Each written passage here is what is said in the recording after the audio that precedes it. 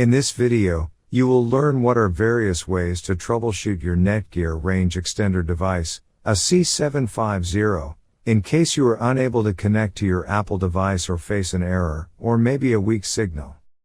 The first thing that you can do is try rebooting your Netgear range extender and your router. Second, if this does not solve the problem, then try factory resetting your Netgear range extender. Or set up your Netgear range extender again. The third thing that you can do is make sure that you are using the latest firmware version on your Netgear range extender. If you do not know how to update firmware, watch one of our videos on it. In case if you are still facing any issue with your Netgear range extender device, get in touch with our Netgear range extender experts for instant solutions. Thanks for watching our video, and do not forget to like, share and comment on the video, so that you never miss any video from our channel.